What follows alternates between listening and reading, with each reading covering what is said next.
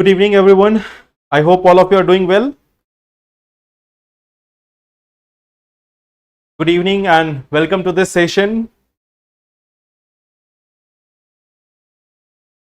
Good evening, Prince. I am good. How are you? Good evening, everyone. Good evening, Piyush. Good evening, Israr. Good evening, Shalu.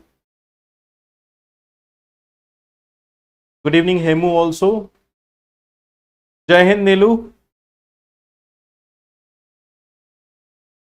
So I hope all of you are taking good care of your health and you are also revising and reading the topics which we have been discussing. Like in the last few sessions, we have also started to now revise the questions. Like we have started this, I think probably from 10th of July, we have started these sessions of current affairs, or maybe perhaps 9th or 8th of July, we have started these sessions. And from then onwards, we have continued this session of current affairs on daily basis from Monday to Friday at the same timing of 5 p.m. Now, yes, so like if we look at today's topic, what are the topics which we have to discuss here? We are going to talk about the Wayanad landslides which has occurred here, which has occurred last day. I have given you a glimpse of this last day itself, that there was a massive tragedy in the Wayanad district of Kerala. And in this region, like till now, there have been reports of death of more than 175 people.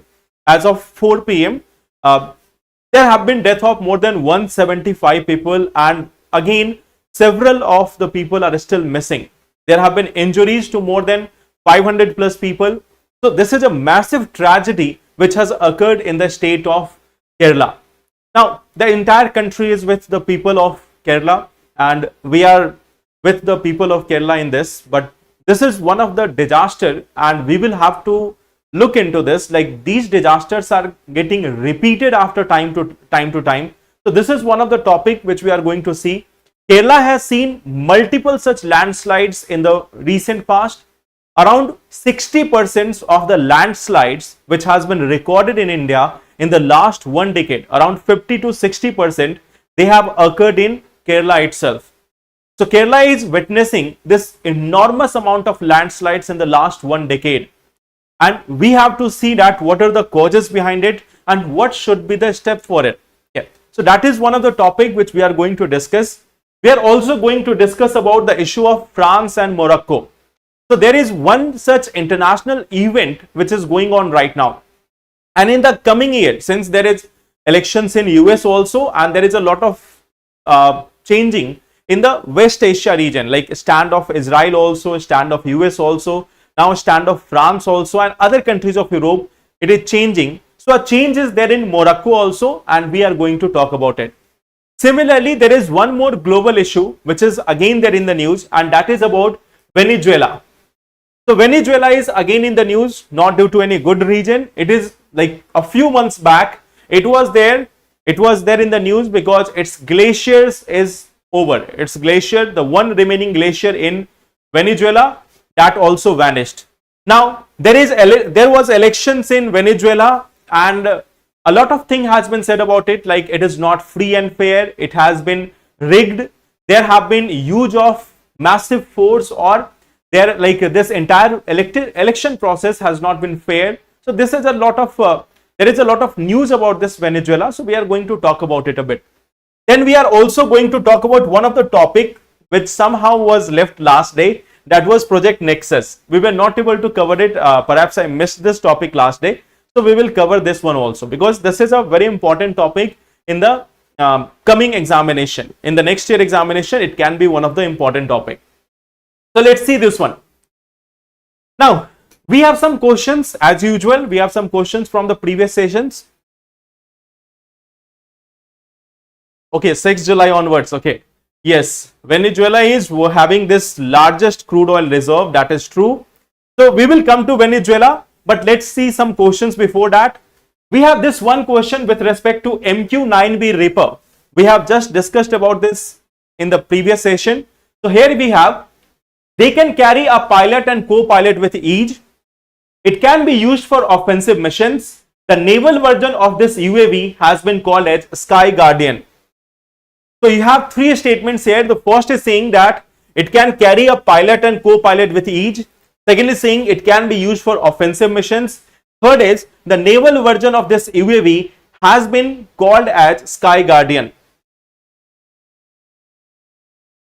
So tell me the answer of this question. I have got one answer from Shalu. He has said option B. Okay. Anyone else?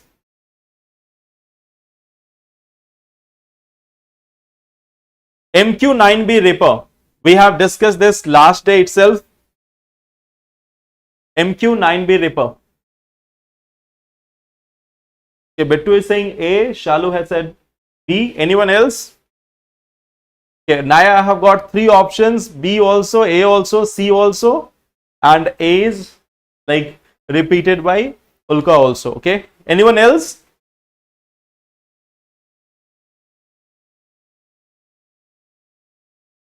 Okay, so majority of the answer is coming in form of A.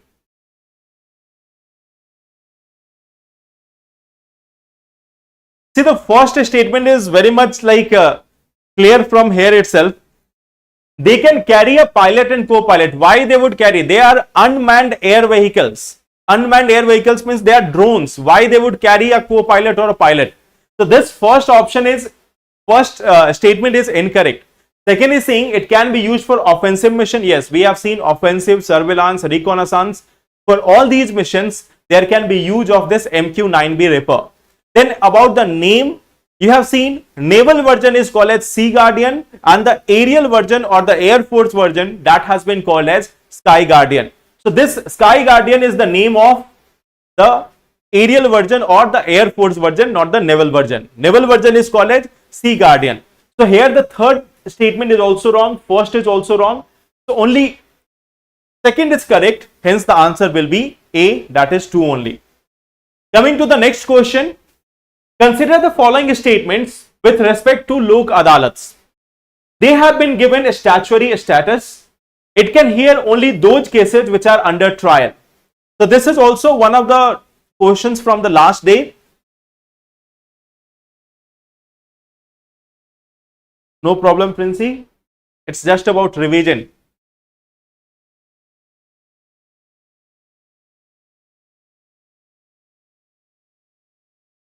Just see this question. Consider the following statement with respect to Lok Adalats. The first is saying they have been given statutory status. Second is saying it can hear only those cases which are under trial.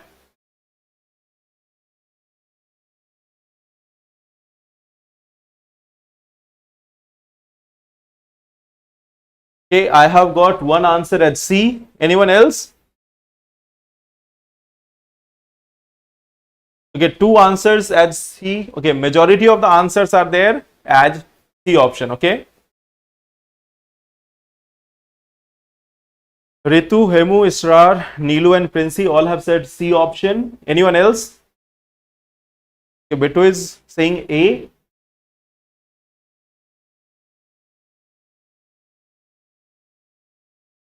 C. Okay, so majority of you have said C, but C is incorrect. See why is it incorrect? First thing is, like, they have been given a statutory status. We have seen that it has been given in 1987 itself, so this is correct. But it's saying it can hear only those cases which are under trial. We have just discussed this last day that it can hear even those cases which are at a pre-litigation stage, which are not even under trial, which are at a pre-litigation stage. Even those cases can be taken up here. Some of you have asked about this question also. Some of you have asked about this very topic itself, that what would be the nature of cases, and there I have told you that even the pre-litigation level cases can be heard by this Lok Adalat. So it cannot be only the cases which are under trial. So this second option here is incorrect. First is correct, hence the answer would be A. This was one thing which was asked last day by some of you only, and that's why I was trying to guess this, whether you have been able to understand it or not. So remember one thing, Lok Adalats can also hear those cases which are at the pre-litigation level, means trials and all other things have not started, or any such it has not been going on in the courts. It is at the level of pre-litigation stage, means maybe in the upcoming few months or days it may be there for hearing in the courts. Even those cases can be taken up by the Lok Adalats. So first option is correct, second option is incorrect. Coming to the next question, how many of the following are possible consequences of digitalization of the economy? This is quite easy question. Quick dissemination of financial trends, boost to India's external trade in goods and services, mass buying or selling of stocks during a market frenzy, impact on monetary policy transmission. Namaste Ajay.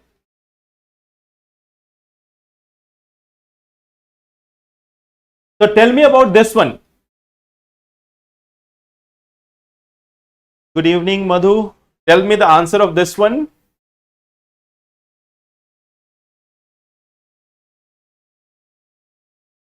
How many of the following are possible consequences of digitalization of economy?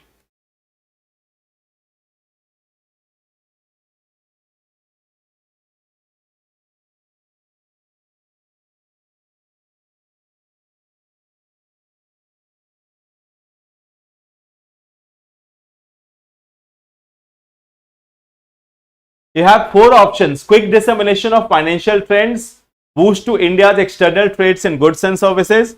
Then we have mass buying or selling of stocks during a market frenzy, and impact on monetary policy transmission. Okay. So here all of you are saying one common option, D. Okay. So that is true also. Now see, sometimes what UPSC does, let us say that this fourth option, let us say that this fourth option is written as India will overtake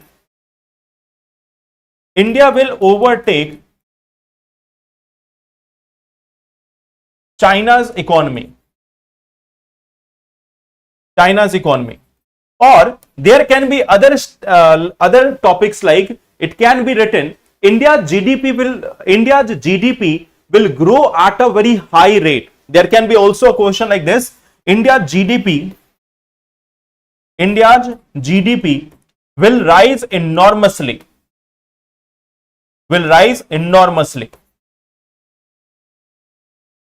So this is also some type of statements which UPSC puts from time to time. Like they have asked about GST also, they have asked about other economic measures also, like what can be the possible impact, and in those questions they put these things like India will overtake or surpass China's economy within a decade. Then they will say India's GDP will rise enormously, India's per capita income will be doubled in 1 year. So these type of statements are there. So you have to understand, you have to read the questions properly and think about that. Will there be any such massive impact of digitalization, or will it go at a normal rate? So this is one thing which you also have to understand here. Here all these four statements are correct, but there can be alternative options also. Okay. Now coming to the next question, this is one of the question from previous week, and I have given you this practice question previously also, now just repeating it. With reference to management of minor minerals in India, consider the following statement. The first says sand is a minor mineral according to the prevailing law in the country. Second says state government have the power to grant mining leases of minor minerals, but the power regarding the formation of rules related to the grant of minor minerals lie with the central government. And third is saying state government have the power to frame rules to prevent illegal mining of minor minerals. So this is one question which I have given you previously also. I will also repeat the questions from time to time so that you can have revision of the previous topics. Okay, so tell me about this one. What would be the answer here?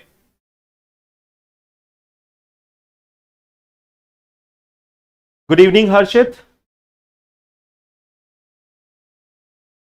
Tell me the answer here, with reference to the management of minor minerals, which of them are correct? Okay, one option is from Piyush, he's saying D option. Anyone else? Good evening. Okay, one answer is A also. Santosh is also saying A. Those who have attended that session, you cannot be like saying the incorrect option again. Many of you have given the incorrect statement in the first class, in that class where we have discussed about this minor or major minerals. There also some of you have given the incorrect option, but now we cannot do the same mistake again.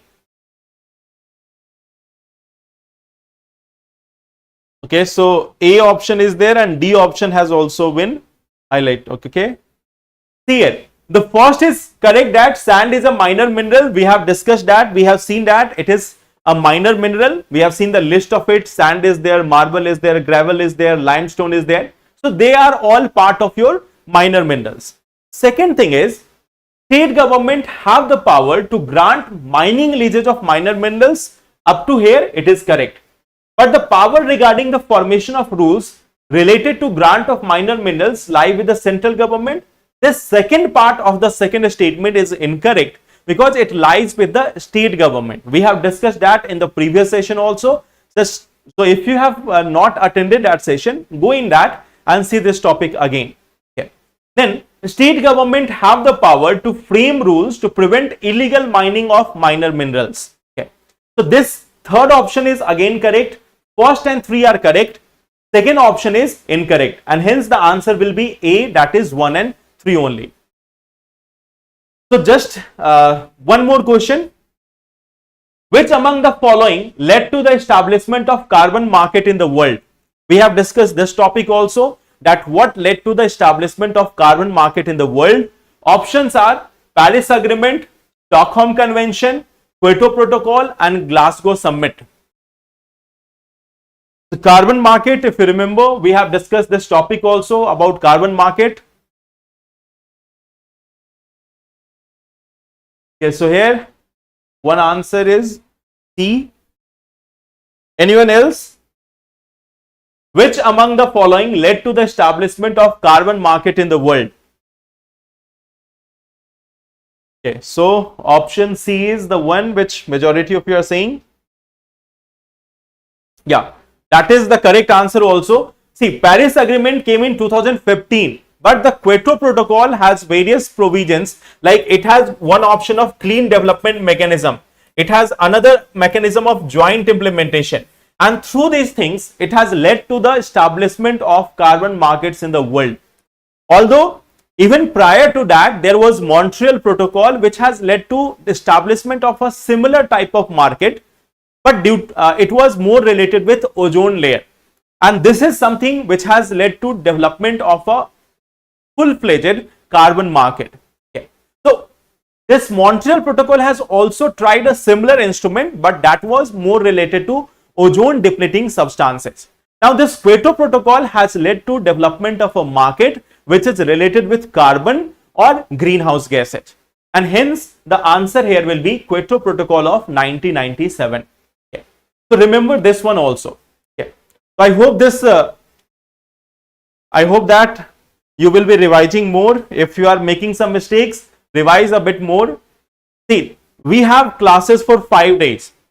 Even if you revise for 2 days, even if you just go by these topics for 2 days, then most of your work will be done. Now, coming to today's topic. Now, this is the news which has been a tragic one for India, that in Kerala, in Wayanad district, we have death of around 175 plus people as of now. Many more can be like added to this list.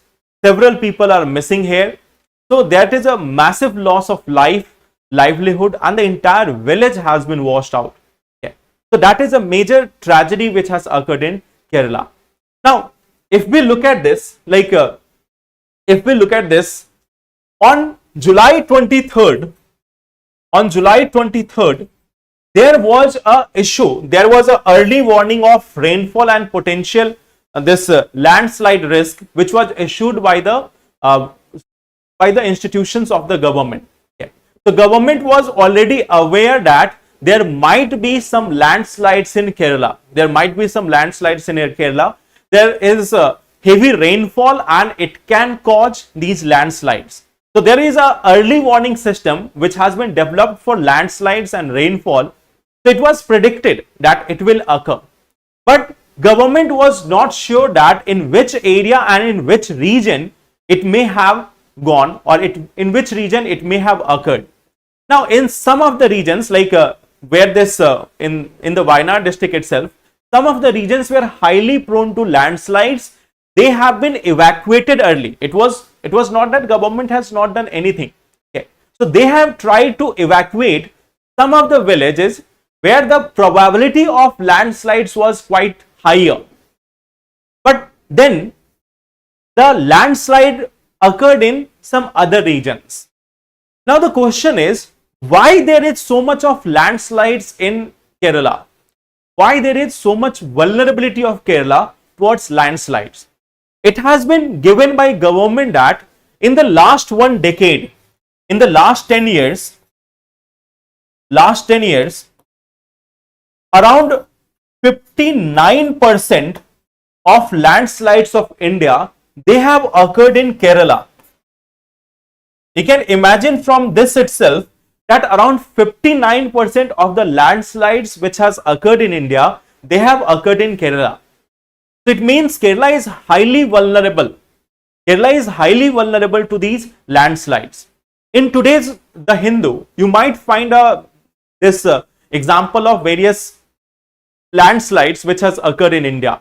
Like in 2013, we had a major tragedy, and that was in Uttarakhand, where more than 6,000 people have died. 4,200 villages were like submerged under the water. It was washed away. So that was one of the challenge which occurred in 2013. Now, even after that, there have been several disasters, especially in Maharashtra and in Kerala. Maharashtra and Kerala, and even in Manipur also, there was a disaster in 2022. Okay. Even this year, there have been issue of this landslides in Karnataka as well. Okay. In recent, just on July 16th. So landslides are becoming one of the most frequent disasters in India, and in reality, we are not that much prepared about it. But let's focus more about Kerala right now, that why there is more such chances of, or more such probability of landslides in Kerala. See, there are some regions. Okay. There are certain regions, like the first thing is heavy rainfall. The heavy rainfall which is there. Now it has been seen that, like in the present times, it has been seen that there has been more than 140 mm of rainfall within 24 hours. So that is a huge amount of rainfall which can occur within 24 hours. It is 14 centimeter rainfall within 24 hours. That is a challenge. Okay. 140 mm rainfall within 24 hours. Now, this is one of the cause of landslides, because when there is too much of rainfall, it will lead to erosion. And if you look at Kerala, a huge part of Kerala is having a slope, or it is located on the slopes of the Western Ghat. Okay. And the slope is like 20 degree. The slope here is mostly 20 degree. Okay. So Kerala is located in this Western Ghat region, slopy area, slopes up to, slope angle up to 20 degree.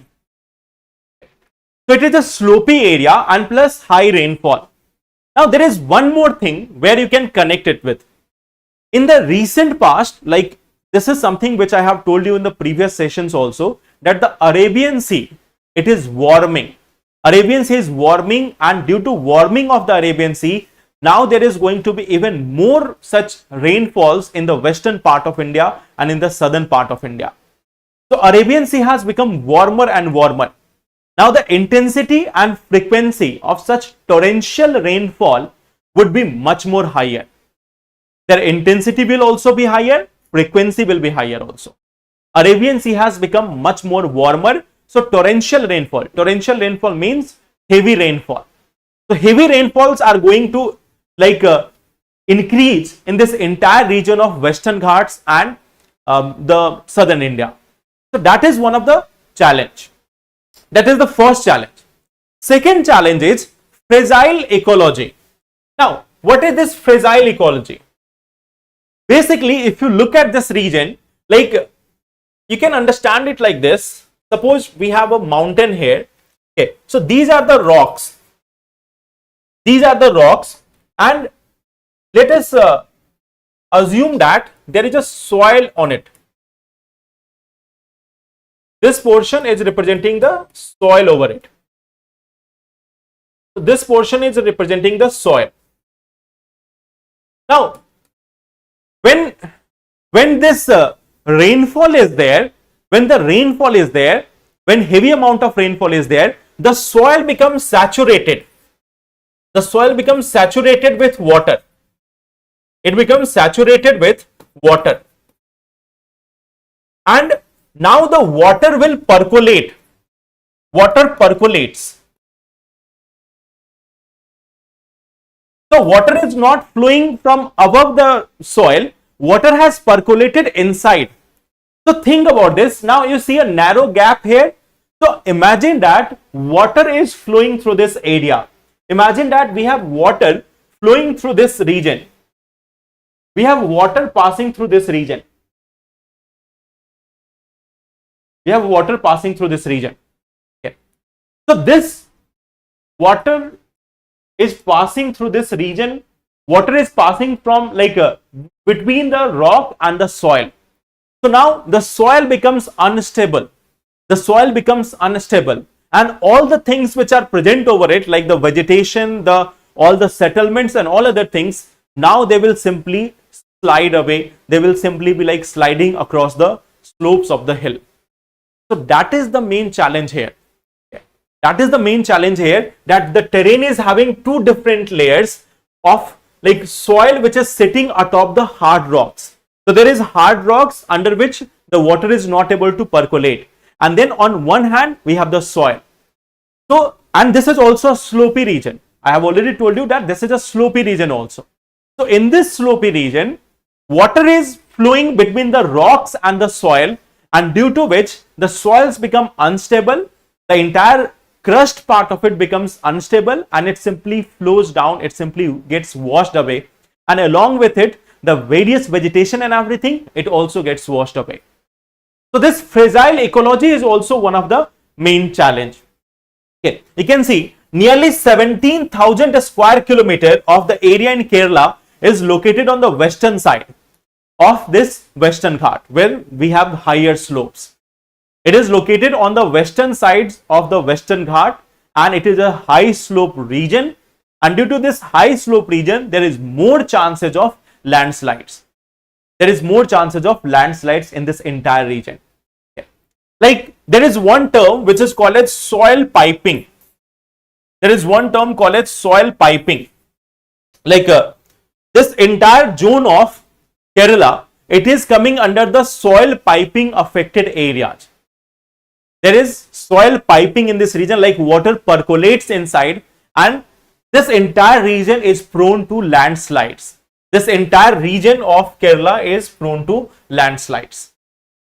That's why we are having the highest number of landslides in case of Kerala. Now, this is one of the factor. The second factor, there is third factor also, human interference. Now, you might have seen this comment from Madhav Gadgil also, that they have already recommended the state government of Kerala and other institutions that you have to stop the human interference in this area. The various type of plantation which is happening, the various type of quarrying or mining which is happening, or the hotels or resorts which are being built, they will cause massive disaster in the future. And since you know that Kerala is heavily dependent on tourism, so a lot of infrastructure is also being created in this area. Mining activities are also going on in this area. And at the same time, the original forest has been changed by a type of plantation crops. Why? Plantation crops will give more cash benefit, or it will be more commercially benefitable. So you see that forests are much more dense. They have very widespread roots and they can even control the movement of water and everything. But in this case, when you have plantation crops, simply some simply some plants, thinner plants growing there, not having that much of deep roots and all other things, or diverse roots and all other things. So that becomes a region for having this landslide. Yeah. So there are something like mining activities,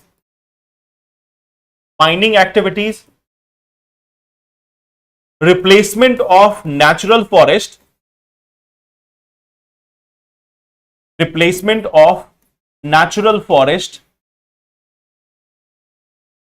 by plantation, and also infrastructure.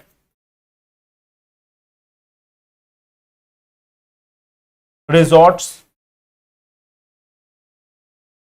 Okay.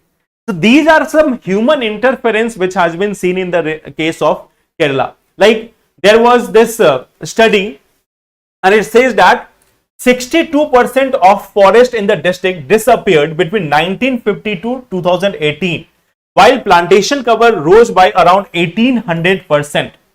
Okay. So you can see that the forests in Kerala have decreased by 62% in the last 70 years. So you can imagine that almost 2/3 of the forest has been wiped out. Now there is increase in the plantation crops. The plantation crops are not that much suitable in the slopey regions. It is just for the commercial benefit, not for the natural benefit. And as a result of this, what we have seen? Massive loss of life and livelihood, property, all other things. So these are some of the factors which have been highlighted that why there is so much of landslides in Kerala region. These three are unique for Kerala part. I hope it is clear. Good evening. I hope this is clear.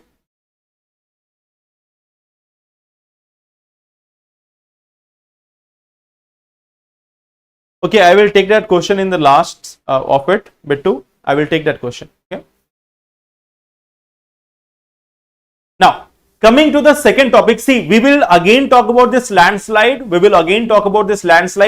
Right now, this is the time when we are just getting the updates that what is happening in Kerala. So, we have seen that what are the basic causes of higher chances of landslides in Kerala. In the upcoming days, you will find that a number of such editorials are going to come up about the even other parts of India, that in Uttarakhand also we have a disaster which is under making, because the various glacial lakes which are there, they are also on the verge of collapse. Although government has started mapping them and all, but again that is a tragedy in making if we do not act on time. Then in other parts of India also we have seen various areas have become quite fragile. So we are going to discuss this topic again in upcoming days. Once some more editorials and other things are coming, we will take all these reports and then we will discuss this. Okay. Now, let's start with the second topic. So there is one area which is called as Western Sahara. There is an area which is called as Western Sahara. And this area is again a source of contention between the different countries of the world. Again, this is a European misadventure. Okay.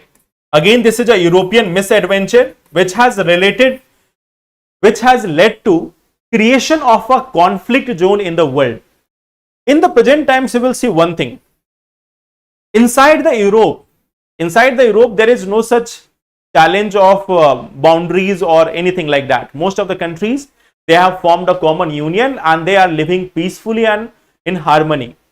Whereas in various parts of the world, in Africa, in Asia, in West Asia, and in other parts of the world also, European powers have created those conflict zones which has been there for like now hundreds of years, or now it has completed around 70 to 80 years now. So when Second World War ended and when they have started this decolonization process, in this process of decolonization, they have created they have generated these sources of conflicts in the future. They have generated these sources of conflicts in the future between the different countries. Like we have this issue of boundary conflict with Pakistan, with China. Okay. At the same time, even Myanmar and Nepal and others are also saying that we have boundary conflict with India. We have boundary conflict or maritime disputes somewhat with Sri Lanka also. Okay. In the other part of the region also, you can see this entire challenge with respect to Israel and all. That is also one of the problem. Then we have this problem of Western Sahara also. So wherever Europeans have got, they have like planted the seeds of conflict of the future. So that is also one of the conflicts, that is also one of the seed of the Europeans, which is still there. Yeah. So now we have this one region, of Western Sahara. This is the region. This is a contentious region. Okay. Now this contentious region is being like, controlled by Morocco, but the claims are being made by Algeria also. Claims are also made by some of the groups which are living in this area. Although a larger claim or most of the claim is coming from Morocco, but the indigenous people here also, they have also formed various associations and they are also asking for complete independence. Okay. So this Western Sahara zone is there. Now, let us see about the origin of the dispute first, and then we will come to what has been happening now. In 1975, Spain, which was controlling this territory of Western Sahara or this entire region, it has withdrawn from the territories and their future has been left uncertain, that where it will go. Will it become part of Morocco or Algeria or part of other country? That has been left for these people to decide. Similarly, like when the Britishers were living in India, they said that the princely estates are free to decide where they want to go, which country they want to merge with, where they want to go. Okay. So that is one of the conflict which has started with Spain. Just when the Spain left, after that Morocco, which is a country just there, it has started a green march, and under that green march, several people from Morocco migrated towards this part of Western Sahara, and then they asserted their sovereignty claims over this region of Western Sahara. Okay. So they have started this green march and people from Morocco migrated towards Western Sahara. They like occupied this area or they started claiming this area. Okay. At the same time, there is one association, Sahrawi Arab Democratic Republic, and its military wing, which is called as Polisario Front. Okay. So Sahrawi Arab Democratic Republic and also this military wing of it, which is called as Polisario Front, they claim that they are the original representatives of the indigenous people of Western Sahara. So they are saying that they are the original representatives and they want complete independence of the Western Sahara region. Okay. They want complete independence of this region. So now, there is another country, Algeria. Now this Algeria has provided the military support and also like refuge camps or all other supports to these SADR and its front, Polisario Front. So it is like this, simply like this. These people are fighting for independence. They say that they want independence from the regions of or from the claims of Morocco. From Morocco, they want independence. They want their own country. And they are being supported by whom? They are being supported by Algeria. Now, for a very long period of time, none of the countries of Europe have tried to find out a solution of it. There was a lot of fight between the Sahrawi Arab Democratic Republic and the Morocco army. So in that case, there have been multiple such conflicts and all. Finally, a ceasefire was there, but by the end of the last decade, that is by the end of 2020, conflicts have already started in this region. And when this conflict started in the region of Western Sahara, now Morocco army intervened and Morocco army had been controlling most of the area under Western Sahara now. They have almost full occupation of this Western Sahara region. Okay. So this is how the events have started in Morocco. Now, what has happened recently? Some countries of the world, the Western countries, now what they have done? They have started taking the side of Morocco. Now they have started taking the side of Morocco. Here we have the option of France also, we have Israel also, we have US also, and other countries are also following the same pursuit. Okay. The countries have now saying that they agree with Morocco, it can control over the Western Sahara region. United Nations has not given any judgment as of it. Okay. United Nations has still recognized this area as a uncontrolled territory or disputed territory. It says that there is no such government over there. So according to it, it is still a uncontrolled territory. But in reality, on the ground, Western Sahara is being controlled by Morocco. And now the other countries of the world, now they have started even agreeing to it that, okay, yes, Morocco has the claim over Western Sahara. So this is one event which has happened. Now, see, if we talk about them, France has recognized it. So why? The question is why? Why the countries of world have started changing their stance? Like for 50 years, for almost 50 years, none of them were making any such agreements or none of them were recognizing it. So what is the cause? What is the cause here? Like most of these countries, you will find that whether it is France or US or Germany or all other countries of the world, they are displaying to the entire world that they are the most superior people. They have the best democracy. They always support the democratic ideals. They support the freedom rights. They support the humanitarian laws and all other things. They give a lot of value to human rights and all other parts. But when it comes to Morocco, there is another thing which they are interested in, and they are interested in phosphate. They are interested in phosphate. That is one of the cause. They are interested in phosphate. They are interested in one more thing. They are interested in one more thing. This is one of the area. This is one of the area where you have meeting of the cold and warm current.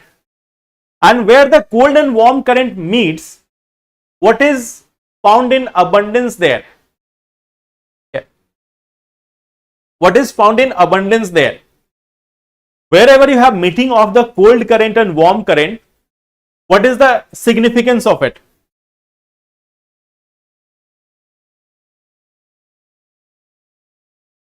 ये बहुत ही अच्छा suggestion था. Okay, I will arrange for recharge also.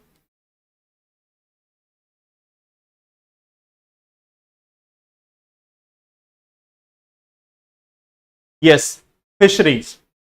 This is the area which is also quite much famous for fisheries.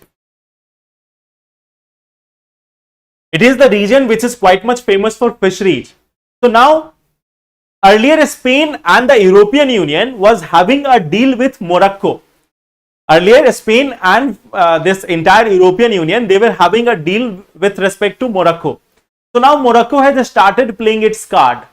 It has started playing its card that you need phosphate, you need fishes. Both these things are available. We just want your acceptance of the sovereignty claim of Morocco over these regions of Western Sahara. Okay. So now Morocco has started playing its card that if you want fish, now that deal is over. The deal was for 50 years. The deal has come to end. So now again, if you want the fish, let's change your stance. Let's recognize Western Sahara as part of Morocco. Similarly, so all other countries of the world, or mostly the European countries, they are now agreeing with Morocco. You can see France has agreed, US has agreed, then even Israel has agreed. Are there any other countries in Europe who will disagree with United States? The simple answer is no. For a very long period of time, European Union has said that no, this will be done through UN and all. But now their stand is also changing. Now they are also changing their stand that okay, yes, we can talk about it. Okay. So that is one of the region. That is one of the region of this place which is there in the news. You can see on the map also. This is the region of Sahara Desert. Here are the countries. You have Morocco here, Algeria here, Tunisia here, Libya, Egypt. In this region, we have Mauritania, Mali, Niger, Chad, Sudan, etc. Okay. So this is the Sahel region. This is the Sahara Desert region. Sometimes they ask about this also. They ask about this also, that what are the challenges in Sahel region or anything like that. Okay. So this is the map of Africa, the northern Africa, and the challenges here in Western Sahara. Okay. So I hope this is clear. What is India's stand? Nothing as of now.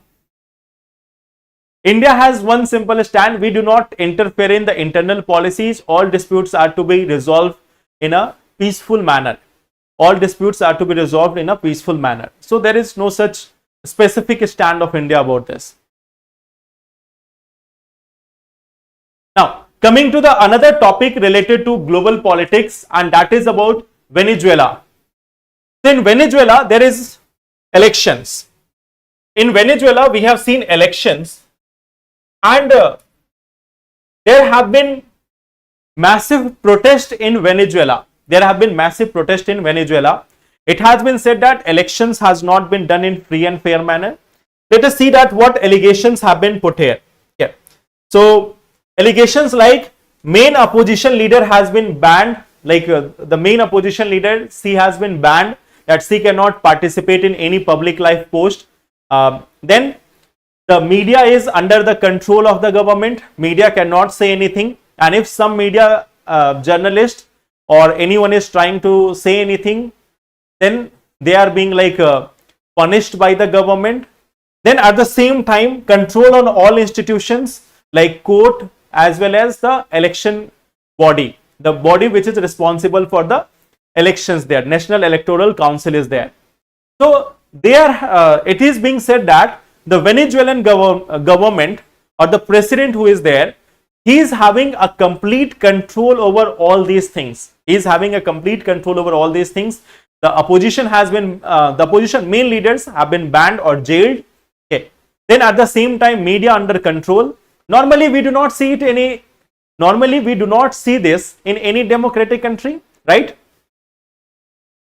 Normally we do not see this in any democratic country, like opposition is curtailed or banned, or politicians are sent to jail, or media under control over institutions.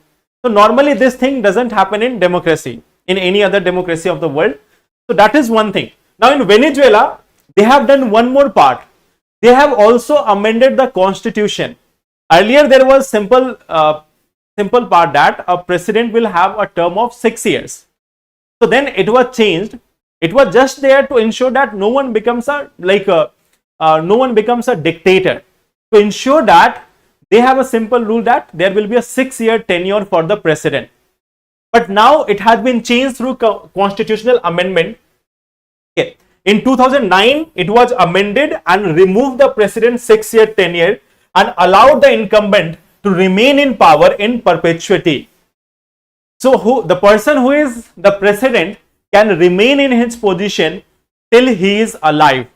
So that was a constitutional amendment which was done in this Venezuela. At the same time, like all the executive power is centered in the hands of the elected president. Okay. And president is the head of the state also and the head of government also. So they do not have two offices like we have in India. Like head of government is prime minister and head of the state is president. So here they have one simple person, the president. He will be elected by the people and he will remain the head of the state also, head of the government also.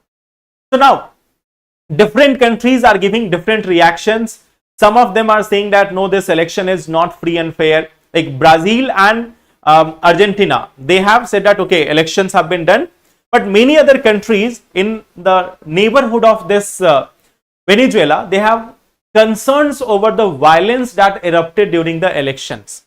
Many other countries of the world like United States and all, they have concerns about election method in this country. So many countries are like concerned about the violence. Many countries are concerned about the violence which goes on in Venezuela, but not concerned about the same violence which goes on in Western Sahara. So violence has a different geographical connotation also. If it is happening in Venezuela, it is a matter of concern. But if it is happening in Western Sahara, that is not a matter of concern. So people have different connotations of violence in geopolitics. Yeah. Now, why this Venezuela is important? Why is the world concerned? Like, why they are suddenly concerned about Venezuela? So concern is, it has the world's largest share of oil reserves at 303 billion barrels or 18% globally. So the entire world is concerned about Venezuela, not for its people, but about the oil reserves. Okay. So it is having a control over around 18% or nearly 1/5 of the oil reserves of the entire world. Okay. Now, in India is also one of the top buyers of Venezuelan crude oil. Okay. In India has also been one of the top, like in some of the months and some of the year, we have been the top buyers of Venezuelan crude oil. Okay. Other countries of the world, they are also purchasing the oil from Venezuela. Okay.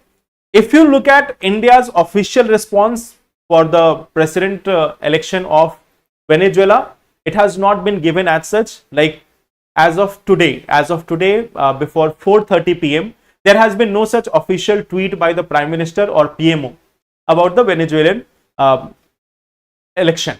Okay. So there is no such a stand of India as of now. Maybe in future we will see some stand, but it is not going to change anything. Elections has already been conducted there. New president elect is again the same person who was there. Okay.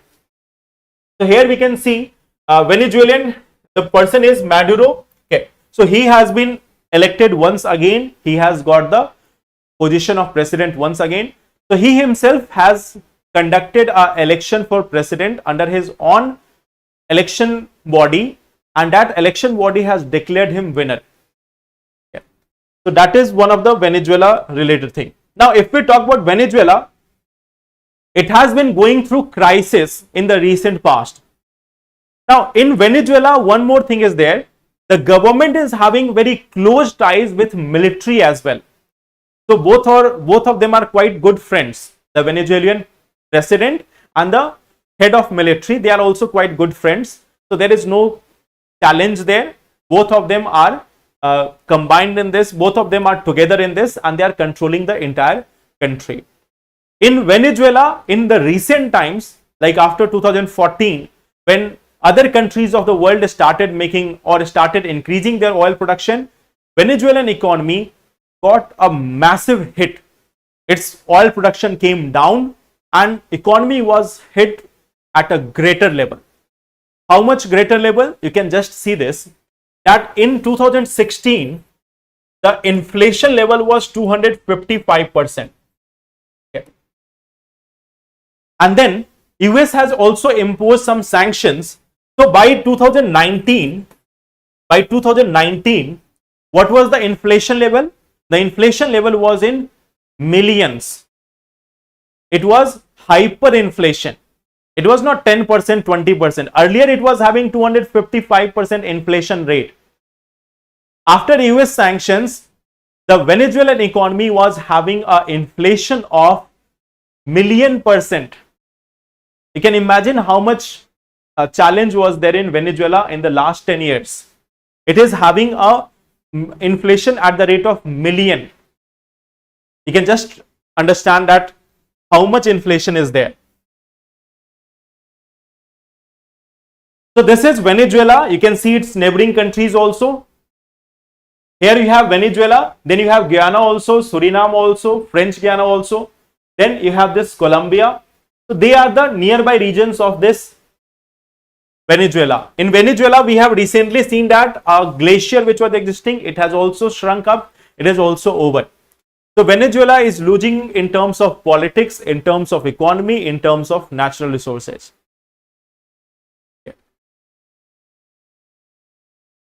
In millions, millions means 10 lakh.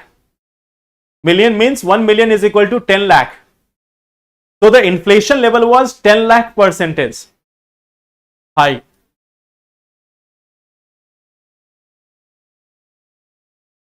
Yes, many people have migrated also. Around 7.1 million people have migrated from Venezuela to other parts like Caribbean and other countries.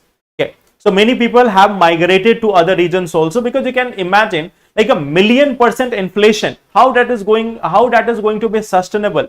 What will people purchase? What will they eat? In 2016-17, it was seen that like people were not able to purchase a simple sliced bread. The cost of the sliced breads was in lakhs of rupees, lakhs of currency, like their currency, in lakhs of money have to be given just for purchasing a simple sliced bread. You can imagine what is the level of inflation in that country. Now, coming to one last topic for the day, that is Project Nexus. So what is this Project Nexus? Any one of you who know about this? What is this Project Nexus?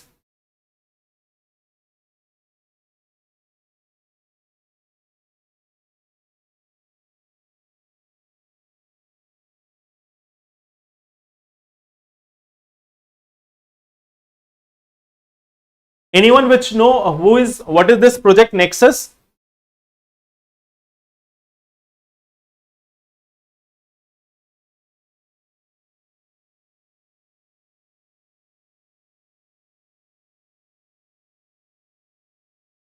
See, what has happened that the RBI of India, Bank of International Settlement, and 4 countries of ASEAN, they have come together to launch a system for international transactions. You can understand this by an example. Like earlier, we were having different options of payment. Like we were having Paytm, we were having GPay, we were having Phone Pay, etc. Amazon Pay, WhatsApp Pay, and all others.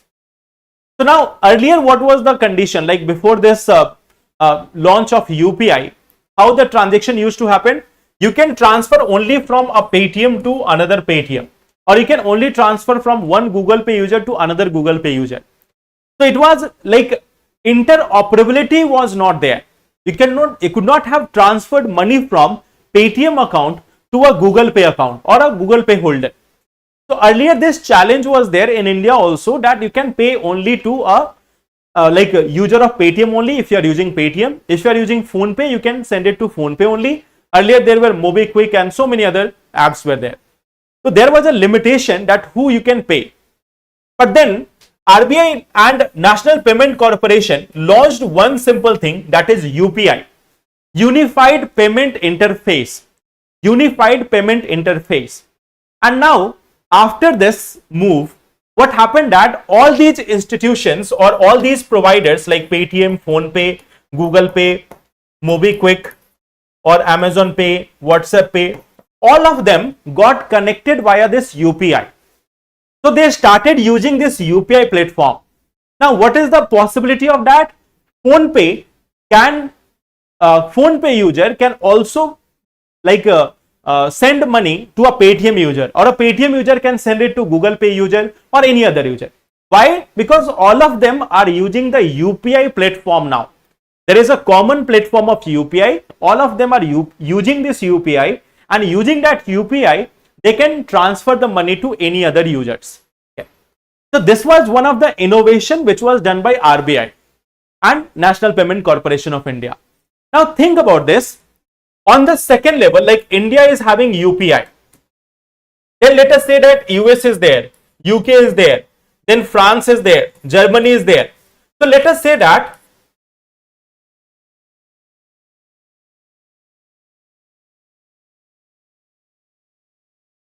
they have their own payment system.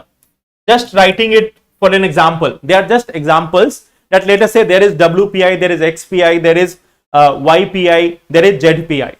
So all of these countries, they are having different transactions platform. Let us say they all have a similar platform using which transactions or domestic transactions can be done easily. There can be a domestic transaction which can be done easily within these countries. Like anyone from US, they can make use of WPI to make their payment, or UK, they can make their payment system. India, we are using UPI. So let us say that all these countries, they are having their own payment interface or payment system. Now, if we want to do the same innovation at a global level, what we will need? Again, a common thing. We will again need a common approach, and that common approach is IPS. That common approach is IPS, Instant Payment System. Sorry, International Payment System. International Payment System. International Payment System. So now what will happen? UPI will also get connected to this. They will also get connected to this. So now they will also be using this platform.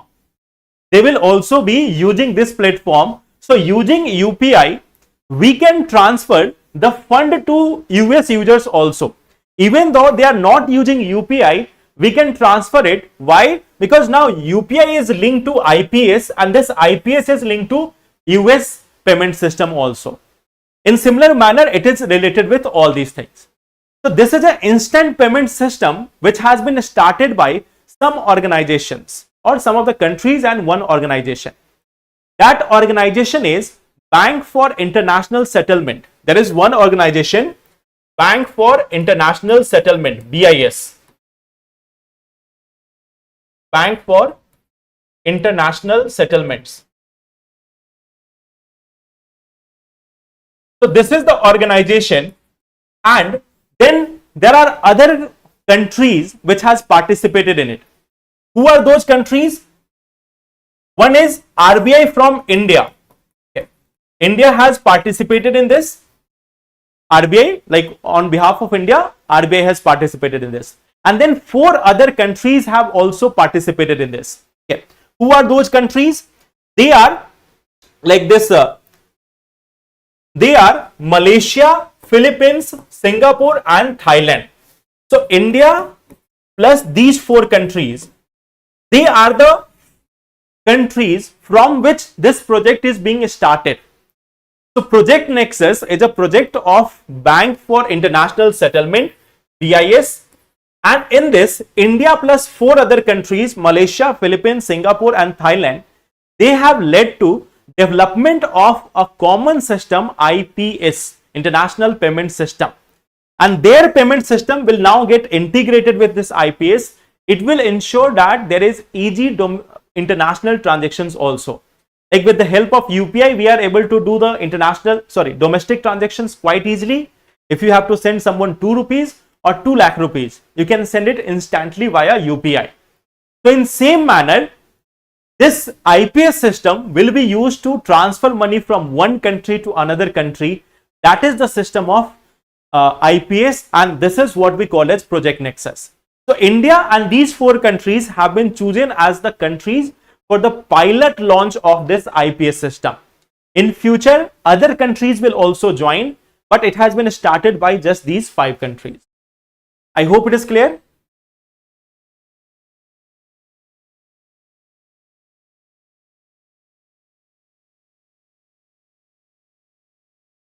I hope this is clear that what is this IPS.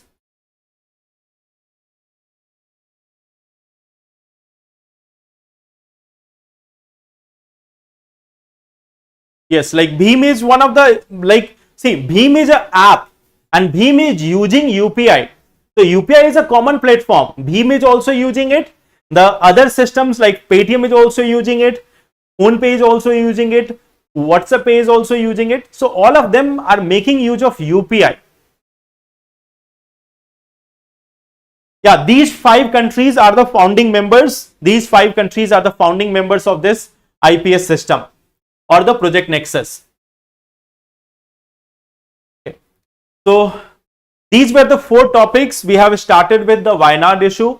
Then we have talked about France and Morocco, or Morocco in general. Then we have talked about Venezuela, and finally this Project Nexus. Now you have one question. Just go by this topic and write that in the comment box later, that what do you know about the landslide atlas of India? It has been recently released. So read a bit about this landslide atlas, and I want to know that what you have read about it. So I will see the comment box of this video later on, and from there I will see that what answers you have posted about this landslide. Okay, so write some pointers, 4 or 5 different pointers, small pointers, that what is this landslide atlas, who has released this, what are the key findings of this national landslide atlas. Okay, so thank you so much. Let's meet in the next session tomorrow, and then we will discuss the remaining thing. Thank you so much and take care.